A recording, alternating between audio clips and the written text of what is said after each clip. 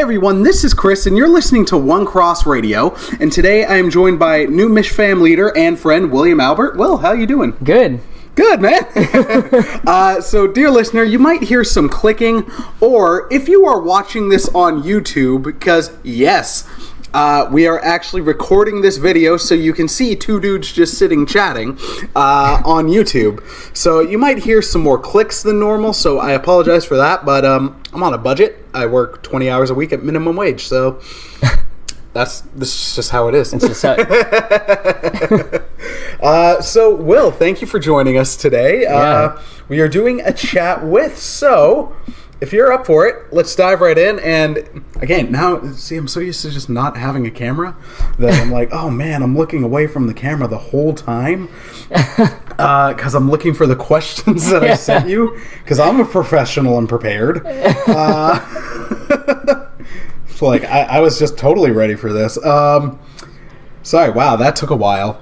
Will, my good man, can you share a bit about your testimony with us today? Sure, yeah. I guess, as most Christian cliche testimonies, I should say I was raised in a Christian home. I was raised in a Christian home, grew up going to church my whole life. Right on. And I remember when I was about 8 years old, I kind of had this dream that I was going to go to the Olympics, and that I was going to do gymnastics, and I was going to win a gold medal. And I woke up from this dream not thinking that this was just like a normal regular dream. I was thinking that this was kind of like God's purpose and plan for my life. And this was actually shortly after I had seen the Olympics on TV, so they kind of went hand in hand. And at first I wasn't sure what to make of it. I thought, maybe this might not be anything. This might just be like a normal dream. But God seemed to confirm that dream of mine. And it really was my belief that was God's plan for my life. And it's funny, around that age was also the age that I accepted Christ. I'd been going to church, and I accepted him at a pretty young age, at around the age of 8. Nice.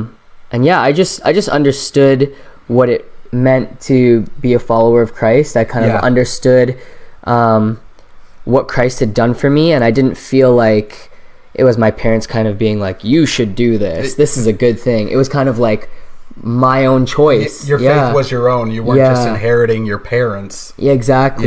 Yeah. And I guess I'll touch on that a little bit later, but I think that my faith journey, I had a lot of growing to do from the first time that you say those words of, God, I want you to be my Lord and Savior. I want to follow after you. There's a long road that comes after that, right? Like, it's not, it's not just Jesus, I'm in. Yeah, that's right.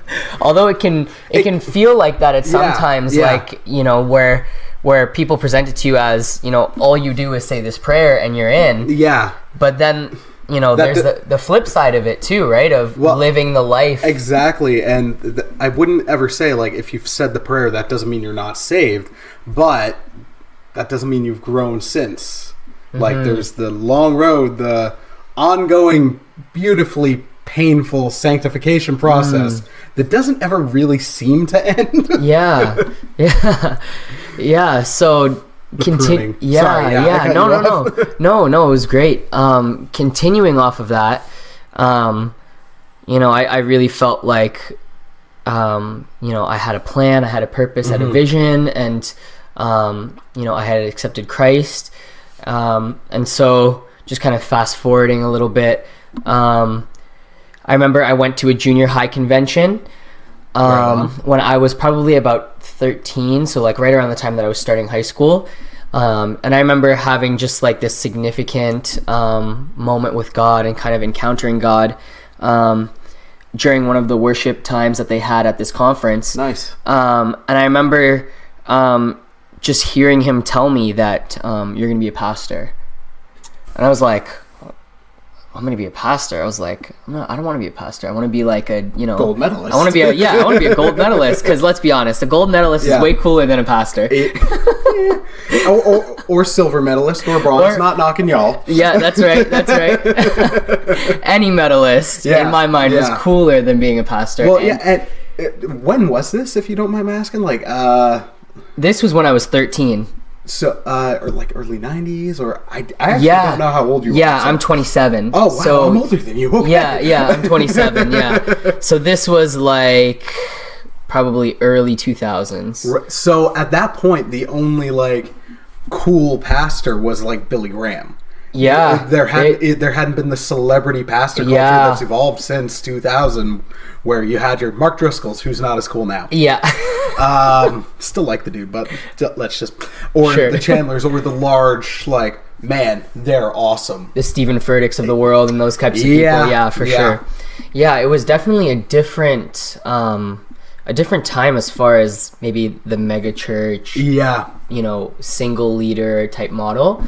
I'm assuming it had been around, but it wasn't as prominent, especially with social media now, and just the way that things are able to be transferable across different networks. I was just gonna say, podcasts and online, like, we're doing YouTube for the first time. Like, friggin', I remember first time I found YouTube, and it was like, okay, I want to watch funny cat videos or music videos, but now pastor clips and pastors you never meet, never hear of. So it's quite a cool way to get the word across and get the message across. But that definitely wasn't it wasn't around when I was so back then it was still definitely like gold medalist is much cooler. And I mean, I think there was also some of my own like selfish ambition and pride. I mean, I was only a teenager, so those things go hand in hand. Just not really fully understanding what God meant by that, and also what that would look like.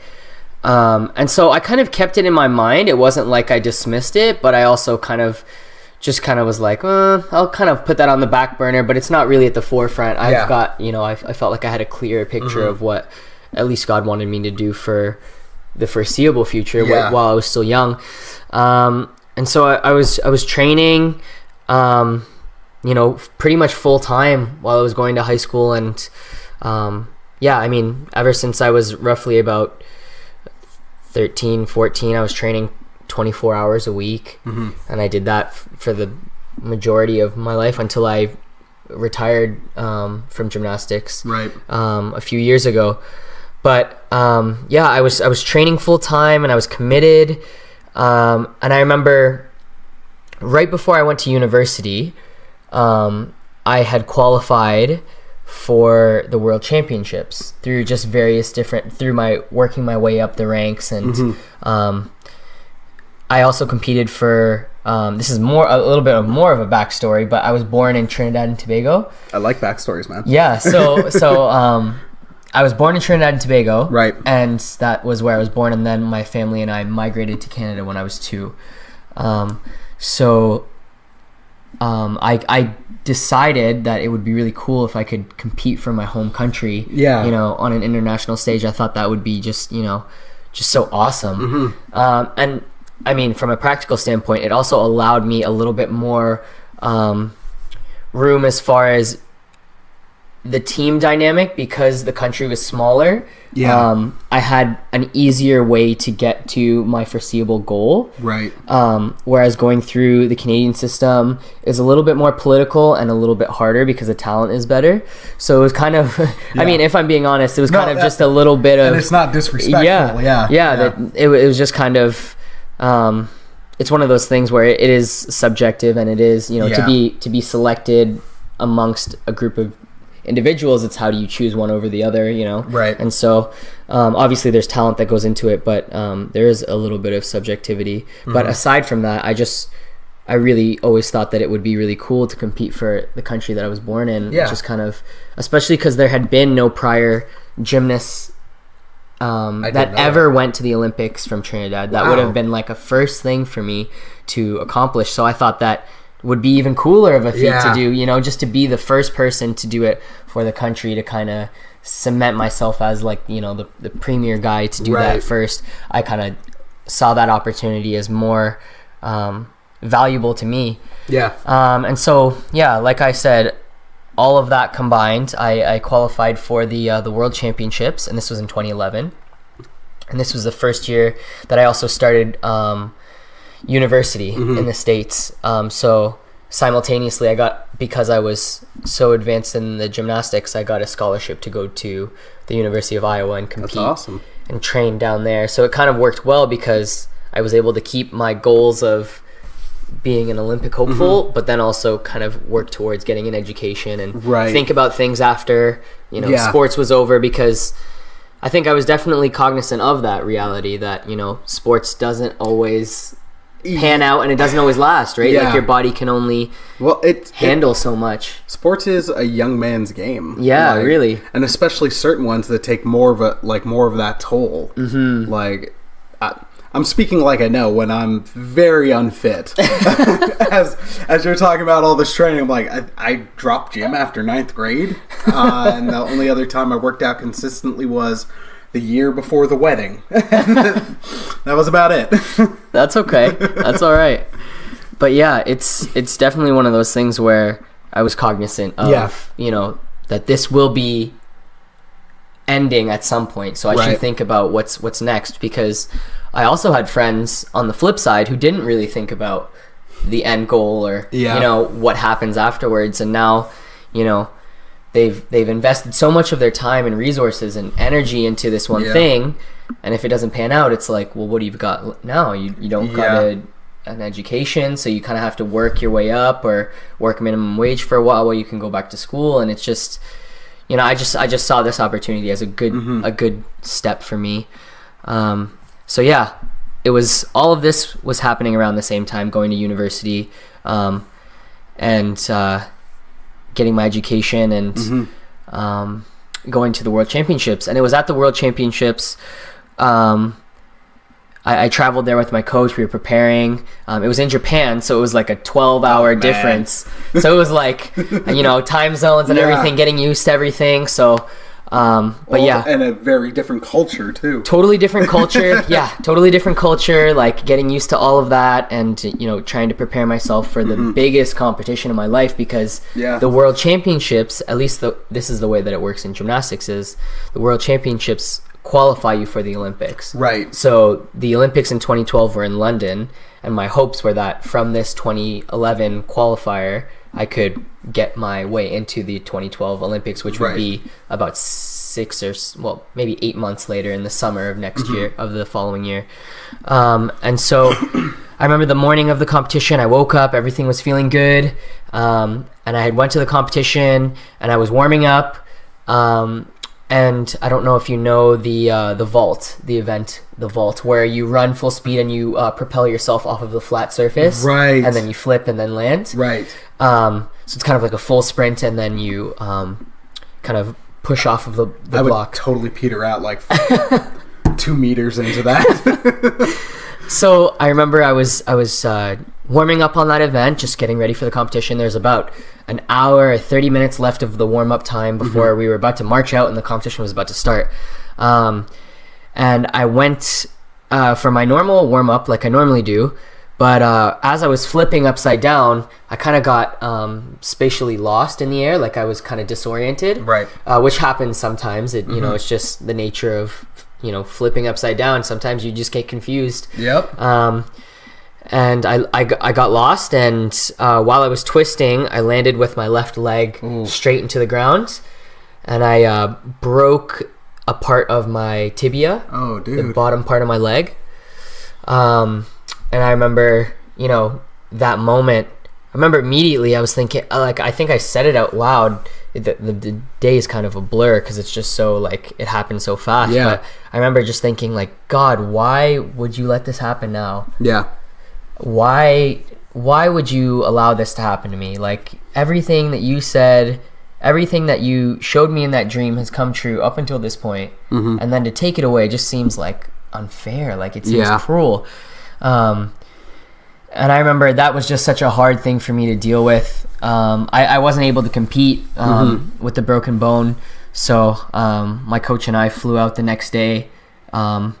and yeah, I didn't end up qualifying because you have to compete and come in the top 96 to qualify. So that was a really difficult season in my life. I think I just made the decision that I wasn't going to be a Christian anymore. I wasn't going to go to church. I was so frustrated with God, and I just didn't have the answers that I wanted. Like, I remember asking people around me, why would God do this? Like, why do you think? And nobody seemed to have really a good answer. Everyone kind of just seemed to give me the good Christian pat on the back, like, it'll be okay, you'll the well-meaning platitudes. Yes. And I have nothing against those people. I don't hold anything against it. They were trying their very hardest, but I just think at the time that just wasn't what I wanted to hear. I was looking for some like truth or understanding to kind of help me reconcile what I knew, and I couldn't find any, and so I was just like so disillusioned in that whole situation. Even if it was like a 4-page smackdown like Job got, it still would have been answers. Exactly.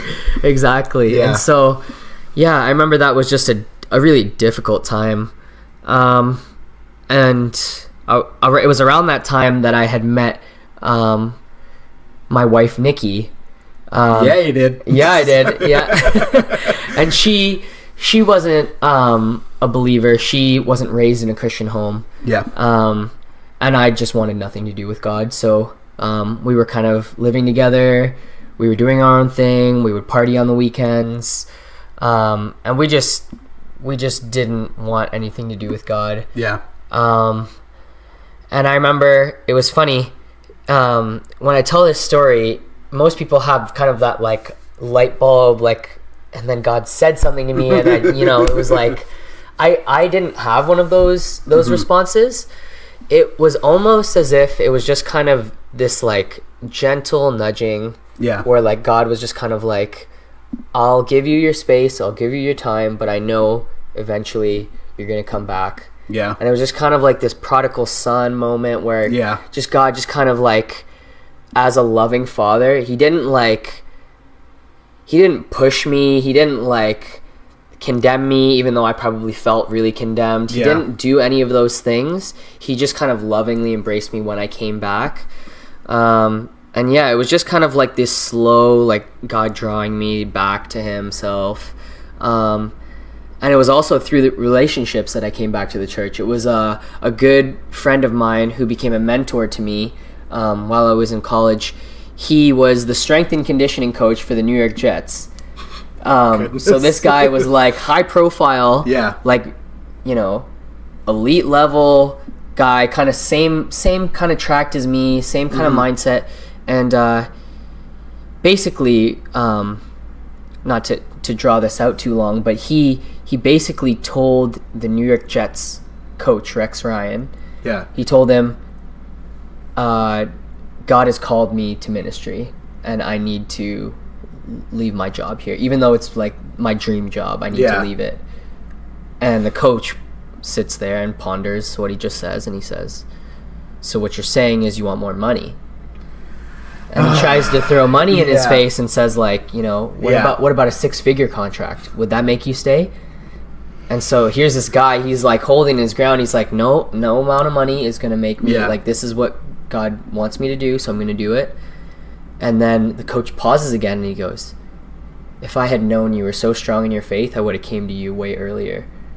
And he just opens up and pours out all this stuff about him. And so just his story was just, it just impacted me because he laid down everything for God's calling. And I think at the time where I was wrestling with truth and answers, he was able to pour into my life and kind of give me some answers and kind of disciple me in a time when I was really looking for it. I just didn't have anybody who kind of could speak into that situation in my life, but I think he was able to.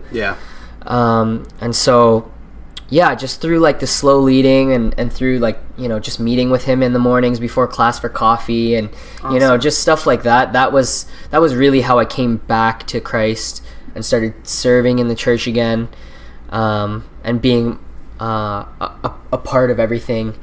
And it's funny, as I started doing that, I thought that my relationship was over, and so I was thinking, okay, well, if this is what God needs me to do, then this is what God needs me to do. And funny enough, at the same time that I was thinking that, my wife was thinking that too. Yeah. She wasn't my wife at the time, she was my girlfriend, but she was thinking the same thing. She's like, we need to live for Christ. Yeah. And so it was this crazy, only God could do this sort of like miracle healing in our relationship. Because we were both prepared to just say, look, I don't think we should do this anymore because we're both not Christians. But we both decided, you know what? We're not doing this for each other. We're doing this because we both genuinely want to be followers of Christ. Yeah. And if this relationship can still work because of it, then we'll see where it goes. And yeah, God was really faithful, because I mean, I think in a different circumstance it probably wouldn't have worked out, but he was really gracious to me and faithful. Awesome. And so yeah, just the last little bit was just after I graduated from university, and I kind of retired and finished up my gymnastics career, I was kind of left of thinking, okay, what's next? And around that time I remember I was praying and kind of trying to ask God, what's next? Like, what's next? And I remember having that thought and that dream about the time where I went to that conference. Yeah. And which conference was it? It was Lakeshore Pentecostal Camp. Okay. Yeah, it's out in Coburg. Oh, okay. Coburg. So I used to live in Scarborough and Ajax area. So I used to be... I didn't know you were from Toronto. Yeah. I was an East York boy. Oh, okay. So we have that connection. Okay, yeah. So I was over out on that end before I moved out to Burlington and then Hamilton. Right. Yeah, so I was more east. But yeah, I used to... You were Easter than East York. Yeah, that's right. Yeah, so I used to be over there, and the church that I went to, that was their closest like camp conference for junior highs, and so our church would promote it, and they would say, if you want to do something over the summer, you know, it's a great camp, you should go check it out. So yeah, but I remembered... Oh, yeah, we're good. Okay, Sorry. okay. I thought I wasn't recording. I was like, no. Okay, good. We don't want that. Yeah. No. So I remember thinking about that that dream and that kind of vision that God had gave me about, I want you to be a pastor, and I thought, maybe there's something more to this that I need to explore. And you know what? It was just kind of, it just felt right. I think it was something that I always knew and that I always wanted to do, but just gymnastics was in the way. And I think it became something that it wasn't meant to be. I started to idolize it, and I started to place that as, you know, everything that my life was meant to be was around success, around achieving that goal. And God was just kind of reminding me that, no, there's more to life than just, you know, success and, you know, attaining goals. There's more to life than that. There's so much more. And so, at that time, I applied to McMaster Divinity College in Hamilton. Yep. And I got accepted. And so I did my master's degree in theology. And then... Nice. Yeah, that was a big step. Yeah. That was a huge step, but I think it was one that I was ready to take. And it also just confirmed in me, like, just this love for Scripture and this passion for God that I had kind of forgotten about because of just so much time with sports and invested in that. It just really rekindled that. Yeah. And then, that was the beginning of this year was when I graduated. And then through connections, through MacDiv and through my parents going to St Clair, I kind of got connected with Matt and Dave. And then, good old Matt and Dave. Yeah, good old Matt and Dave. And then I got... through just relationships, I was able to, I don't know how, become an intern. Hey, man, it's still great. So that was kind of my journey up until this point. But yeah, it was definitely a challenging road, not without its setbacks, obviously. But I think... But there's something good and beautiful in those setbacks. As sucky as they are to live through at the time, like you can... The advantage of hindsight is you can actually look back and, Lord willing, he'll actually show you, like, hey, look, this wasn't the plan, but here's what you can learn from and what you can take from it. And, man, now you got a story that you can share with people. As you were sharing, I'm like, I think you're the first guest I've ever had who's been like beyond. I like to play ping pong or occasionally play baseball in the church league. Like, no one who's, no offense to anyone, I guess I've loved them all. They're all awesome, but none of us have been like athletically inclined or anything like that, where I'm like, this is a whole different kind of story, but there's still something you can connect to and learn from it. So praise God. That's awesome. Yeah. Yeah. I'm glad that, you know, if anything, my story can be an encouragement to someone else, you know, like I think that's the most rewarding thing about sharing your story, is that at least it could be encouraging to someone who may not even be an athlete, but can see, you know, share in the pain and kind of see the overcoming the obstacles and kind of like where I was and where I came to now, and just I think that's awesome. So, yeah. Thank you for sharing, man. Yeah. You during that awesome sharing, you also answered a bunch of the further questions, which actually in a way works great, just because, dear listener, we are recording this right before our Mish Fam, and we are expecting people in about 15 to 20 minutes. So as I look at my phone, which if you're watching on YouTube, you will see has a One Cross radio case, which you can find on our Redbubble store. Nice. Sorry, I just had to do the plug. Sorry, I'm just trying to find the right question. You've mentioned is this the first ministry you're involved in? No, so I've been involved in a few different ministries. So in the States, when I was going to school in the States, when my wife and I recommitted ourselves to the Lord and kind of we did that, we felt it just a drawing to kind of, we wanted more. We didn't want to just attend church. We wanted to kind of pour into other people's lives and kind of do what we're doing now, essentially, is kind of share our story and kind of, you know, see if there's other young people in college who could kind of hear our story and maybe benefit from it or learn from it. So we decided to become discipleship group leaders at our church. So we were leading a small group, and we were doing like discipleship training, and that was really rewarding for us, especially working with college age students and just being able to pour into them, especially at a time where there's so much out there. Everyone's trying to draw, you know, everything is trying to draw your attention. It's like friends and parties and alcohol and, you know, and just like school and, you know, who do you want to be when you grow up? Yeah, video games. Like literally everything is pulling you in one direction or another.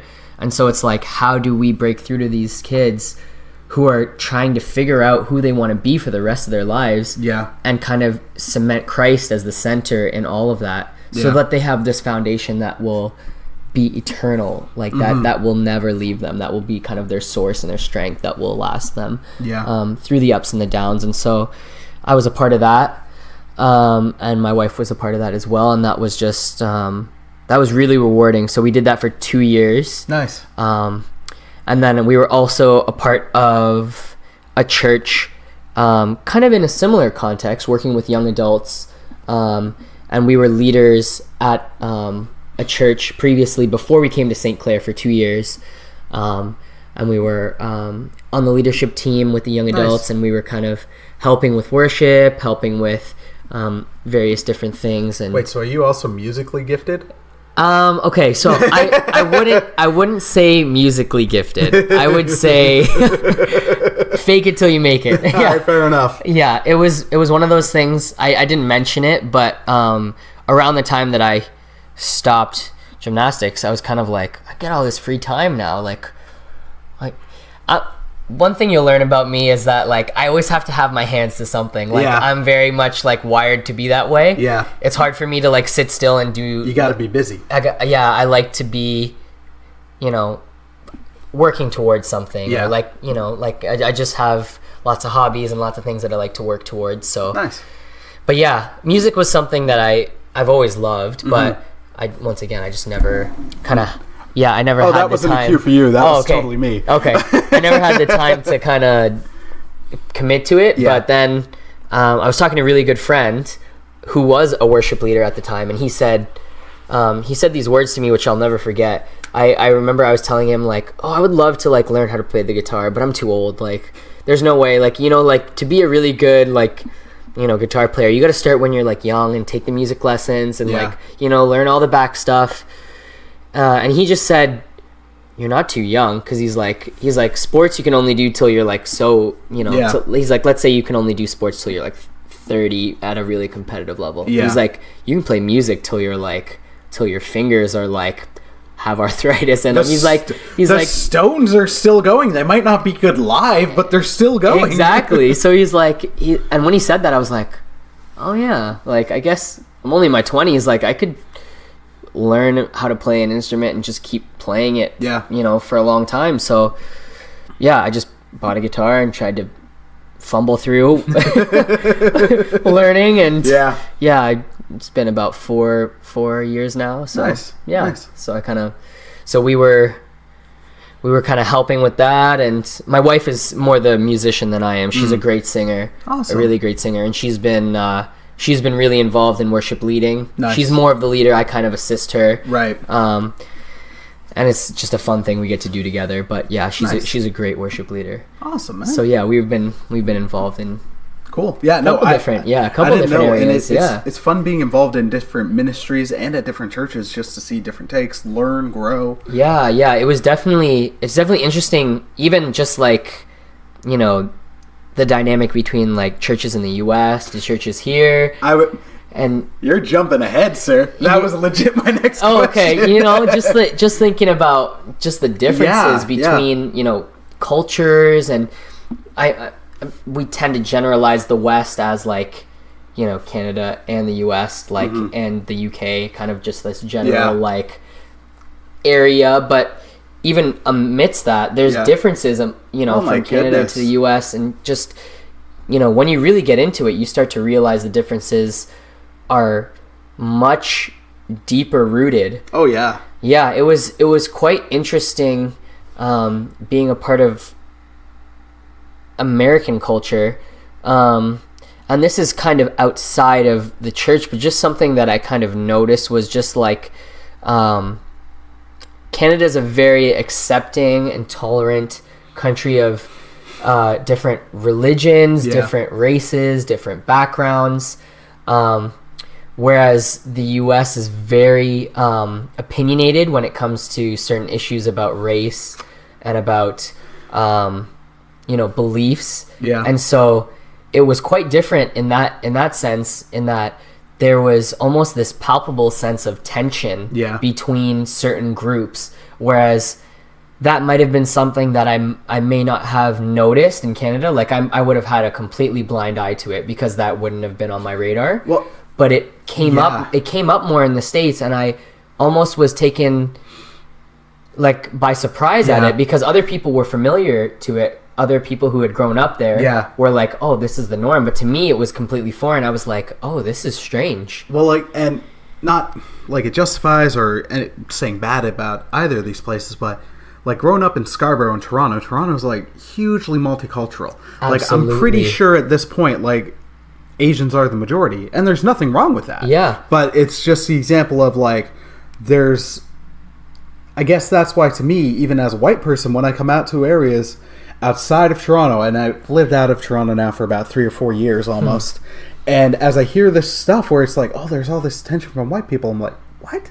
Yeah. Just because I'm used to Toronto, where it was very multicultural, where it's like, we weren't the majority of the classroom. Yeah. Like, and then I guess going to a place like Iowa, I'm not knocking Iowa, but so far as I know, it's not a multicultural, like hugely multicultural place. So that would, I could only imagine. Yeah, I think it's, I don't know. I think Iowa, on the scale of like states, it's very, very, I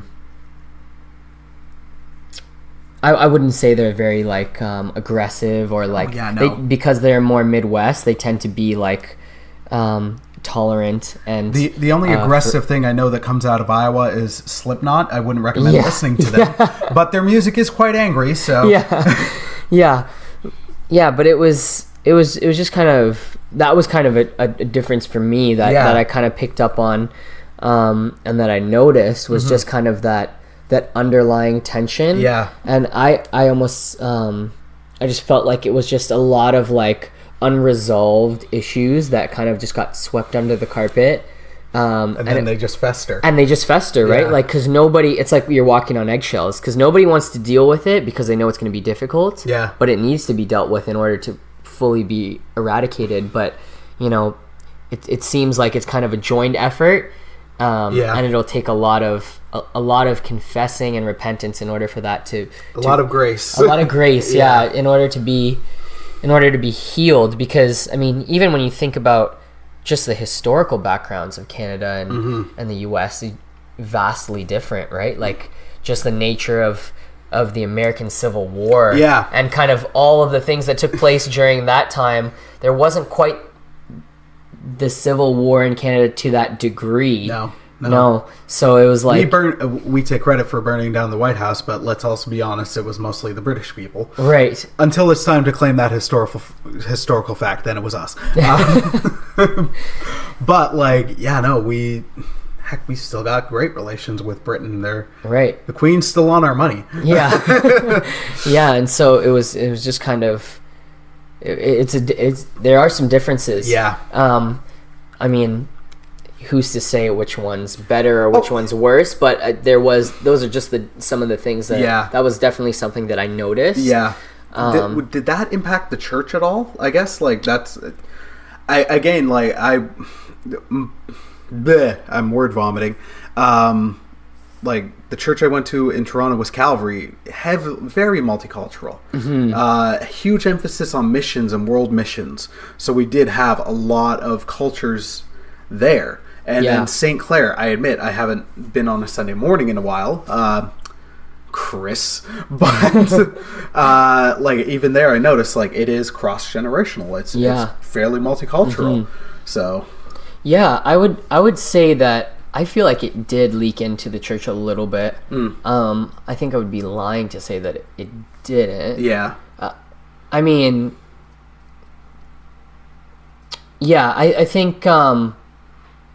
It's one of those things where it's really difficult to maybe point a finger on like specific issues because I may not have been quite aware of them. Yeah. But I remember just maybe not so much racially, but politically too. Also, that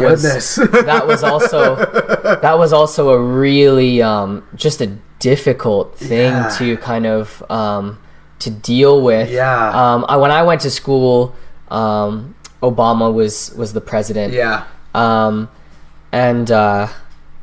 Just kind of this big tension, between hi puppy.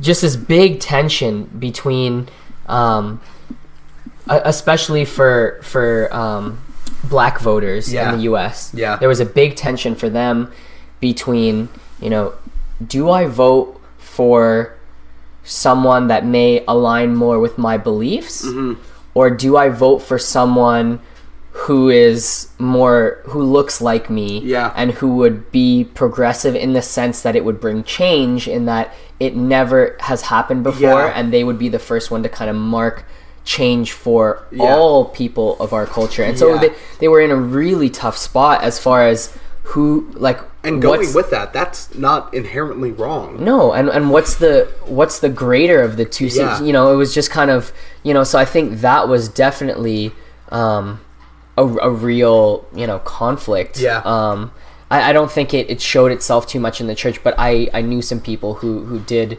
have those kind of questions and concerns, and then also too, I think, coming back to just the social media thing, it was kind of the last few years has been this rise of all these different various forms of social media. And that tension, I can only imagine. And then, heck, it even gets tense now with the thing I've noticed up in Canada, thankfully not at St. Clair, and also not at my former Church of Calvary, but politics. It's seeping into everything, and I've noticed in Canada, at least out of the stuff I noticed, that's where it's seeping in as well. Yeah. Where it's stuff I've talked about with my cousin Sam, who's from the UK. the amount of times I've heard like a conservative vote is a Christian vote, where it's like, Right. but that's a whole other kettle of fish, as the weird expression goes. Unfortunately, we do have to wrap this up, but like I just said, this will be dear listener, we are going to have Will back. We will have a part 2, because this has been great, and I feel like we could go for at least a couple hours. Yeah. But we got Mishfam in just a couple minutes, so Yeah. So I guess the final question I'll have for you today, because I'm going to ask you the other ones next time, is what would you say to someone thinking about pursuing a career, I know the other term is vocation, but pursuing a career/vocation in ministry? Yeah, I would say just do it. Yeah. I think if you have that call and that draw and that sense from the Lord that you should do it, I think the best thing that you can do is be obedient to him and kind of just, follow in the footsteps that he's kind of awesome guiding you towards, or the path that he's leading you towards. Because ultimately I think you'll find your greatest fulfillment and joy when you're in your calling. When you're truly doing what you're meant to do on this earth is when you find the most joy. And so you could probably, I'm sure there's other professions you could probably do and be relatively successful. You could probably go and get a job somewhere and make money and that's the thing, live a happy life. Unless you're doing prosperity gospel, you don't make money in ministry. Right. So don't do prosperity gospel. Yeah. so you could probably get by doing something else and be relatively, make a good life for yourself, but would you be happy and fulfilled in your calling? Probably not. So I would say the best thing to do would be obedient to God, and then just be faithful to him, and he would continue to guide your steps. Yep. All right, dear listener, thank you for listening. I hope you enjoyed today. We will have Will back another time, and my wife is coming in the door, so Luna's about to bark. Hope you guys have a wonderful day. Hope you enjoyed today's episode, and looking forward to part 2, my friend.